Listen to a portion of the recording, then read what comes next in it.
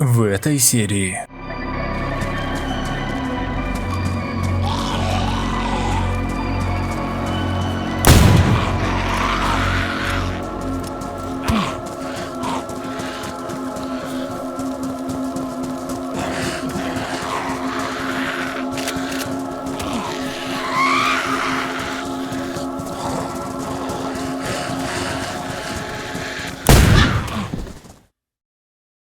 Всем привет, народ! С вами как всегда Хаттаб, и сегодня у нас с вами не обзор какой-либо игры или же какого-то девайса, а полноценная серия выживания. Заранее прошу вас написать, хотели бы вы видеть продолжение подобных видосов, ну а я начну с того, что это за игра. Для тех, кто не знает, что такое Days, это игра, в которой вероятнее всего вы умрете не от других игроков или от зомби, а от болезни и голода. Хотя и первое, и второе тут тоже присутствуют. Короче, Days — это весьма хардкорная игра. И чтобы просто разжечь костер, мне пришлось посмотреть гайды в интернете, чтобы понять, как его сделать. На момент записи данного ролика я наиграл в игру 13 часов. И поверьте, это плевок в океан.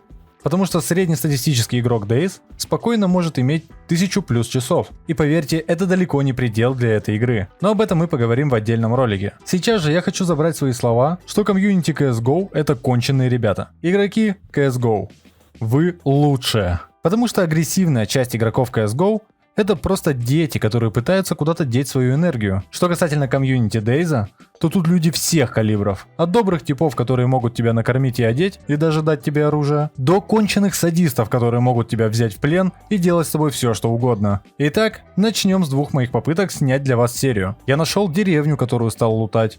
Во время моей поножовщины с зомби, где-то вдалеке за деревней я услышал выстрелы. Про себя думаю, ого, было бы круто пересечься с ребятами, которые могли бы поделиться со мной лутом. Однако я также понимал, что эта встреча может стать для меня и последней. Так оно и оказалось. Только вот досада. Я вообще никого не увидел. Вы спросите, как это? А взгляните сами. Вот я забегаю в один из домов и думаю, ого, однозарядное ружье. Осталось только найти патроны 7,62 и жизнь вообще в шоколаде. И хочу я уже уходить, но тут выстрел, который произошел, хер его знает вообще откуда. Поскольку игра пытается быть приближенной к реализму, я пару секунд успеваю походить, прежде чем умереть. Думаю, охереть, какой же лютый снайпер. Тогда я думаю, ну ладно, первый блин комом, идем пробовать дальше. Тут я появился в деревне, даже нашел ПМ и нашел мертвое тело, у которого я свинтил себе броню и кое-какое оружие. Однако сразу же я тут встретил того самого человека, из-за которого мое отношение к игрокам в CSGO изменилось в корне. Вы спросите, что же он такого сделал? Он же просто тебя убил. Эх, ребята, нет. Если бы это было так. Но я просто потерял сознание. Но когда я пришел в себя, то увидел, что этот больной ублюдок заковал меня в какую-то херню, похожую на наручники, и прямо при мне начал разделывать старый труп того самого парня. Что самое смешное, впоследствии он начал меня кормить мясом этого чувака. И наверняка вы спросите, чего, блять? Что тут вообще происходит? А я вам скажу, что подобные ситуации это вообще далеко не редкость. Ну и теперь, когда вы понимаете, насколько тут жесткая игра, я готов начать свое выживание. Знакомьтесь, это Джимбо. Он будет у нас выживать. Появляемся в мире и видим в пределах видимости грузовой поезд. Сразу же направляюсь его лутать, нахожу моднячую кепку и набор электрика. На кой хер он вообще нужен, я понятия не имею. Но решаю его взять с собой, мало ли пригодится. Чуть дальше нахожу вагончик, но уже на колесах. И в нем нахожу моднячую рубаху. Ля, ну просто вылитый Том Шелби. Двигаемся дальше и встречаем барана. Я бы хотел его убить, но, к сожалению, мне нечем его разделать. О, грибы. Берем с собой. Ведь в голодные времена надо что-то есть. Неподалеку я обнаруживаю дома, которые иду лутать. Рядом с домом встречаю еще одного барана. В самом доме нахожу что-то неизвестное. Но из описания становится ясно, что это традиционная мясная нарезка, которая не испортится даже спустя хуеву гору лет. Подобные продукты для нас большая ценность, поэтому берем не думая. Также я нахожу вонючий, дырявый, как вся жизнь у Джимбо, помбер и решаю его взять, ведь в нем теплее. Конечно же, без стычек с местными обитателями мы не обошлись, но из-за этого я потерял чуть-чуть крови. В ходе лутания я нахожу биту, и Джимбо все больше и больше начинает походить не на выжившего, а на гангстера, мать его. Также у одного из зомби я нахожу рюкзак. Как окажется позже, его состояние настолько хуевое, что его можно было даже не брать. Перемотав своего грязного пса, я продолжил свой путь. Меня напрягало отсутствие больших поселений, поскольку знаю, что если вблизи не будет ничего подобного, то я могу очень просто умереть от голода. Кстати, отпиздить барашка битой у меня не получилось, так как он просто убежал от меня. Видите, все стало сероватым? Так реагирует организм у Джимбо на потерю в нем крови. Кстати, совсем забыл вам рассказать. Снизу справа выведены все необходимые индикаторы, информирующие нас о жажде, о голоде, о нашей температуре, количеству крови и ХП. Также дополнительно могут всплывать индикаторы о болезнях, кровотечениях, влажности и так далее. Немного пробежав дальше, я увидел населенный пункт. Автосервис. Единственное, что мне непонятно, какого хера там так много зомби? А для меня на данном этапе такие файты вообще не нужны. Поэтому я потихоньку лутаю все, что есть вокруг. Прямо за автосервисом я нахожу знак, который дает нам понять, что мы находимся в большом городе. А это значит, что хоть что-то мы должны здесь найти. К данному знаку мы еще вернемся позже, ну а пока я двигаюсь дальше. Все подряд лутаю, и тут я встречаю две весьма интересные находки. Это школьный рюкзак и двухстволку. Правда, она без патронов, но зато нам уже есть чем пугать. Нахожу моднячий бомпер. Чуть дальше Джимбо дает понять, что если он дальше не перекусит, то ему скоро настанет пиздец. И наш модник отправляется на обед. Съедаю чипсы и запиваю колой. Теперь можем двигаться дальше.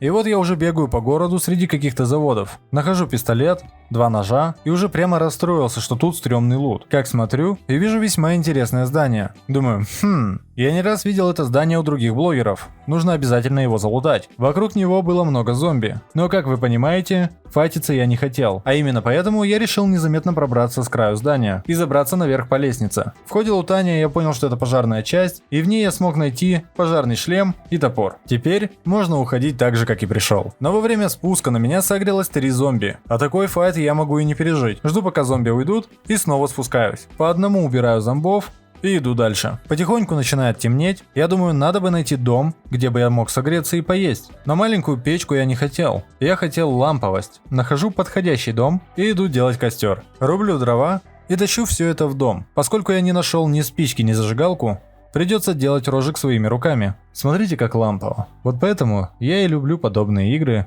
за ту атмосферу, которую они дарят. Также ем, что было, и сушу все мои промокшие от дождя вещи.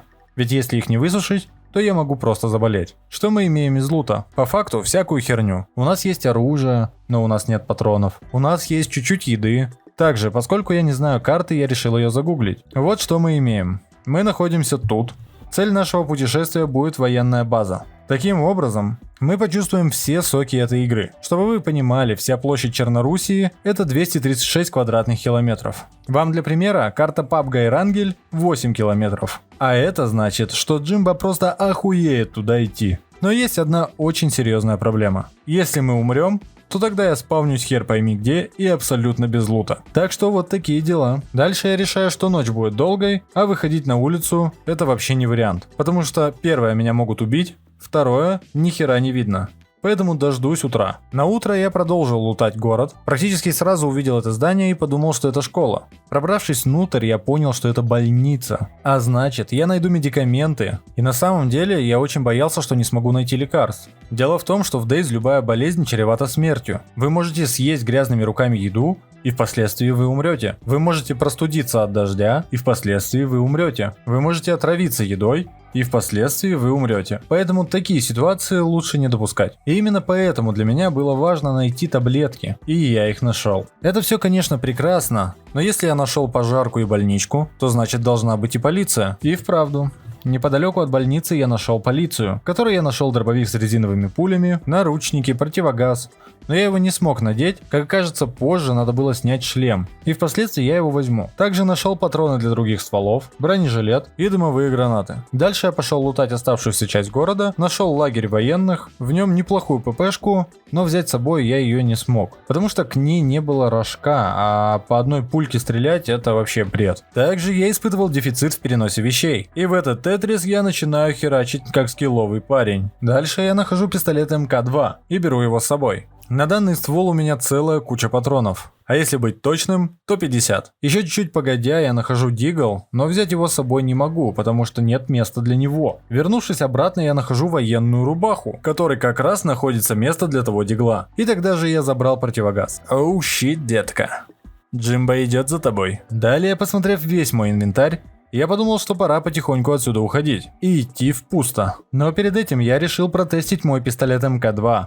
Дело в том, что в описании написано, что он с глушителем. А как вы понимаете, DayZ игра, приближенная к реализму. Поэтому мне надо было понимать, насколько шумный мой пистолет. И как вы думаете, где я решил его протестить? Прямо в центре города, где просто дохуища зомбов. Но по факту он действительно оказался тихим, потому что на меня согрелось, по-моему, всего 3 зомба. Теперь точно пора отсюда уходить.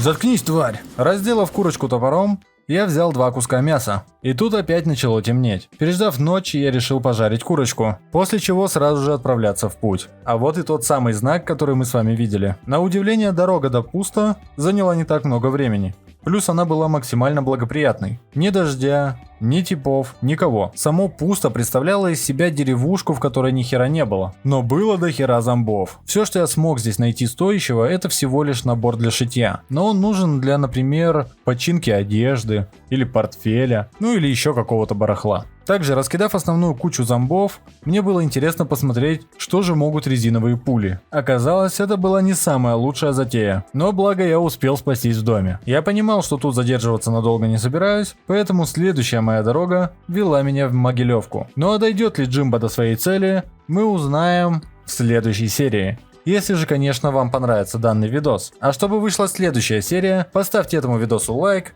подпишитесь на канал, и уже скоро выйдет следующая серия. На этом у меня все. Пишите, что вы думаете по поводу данной игры. Всех обнял.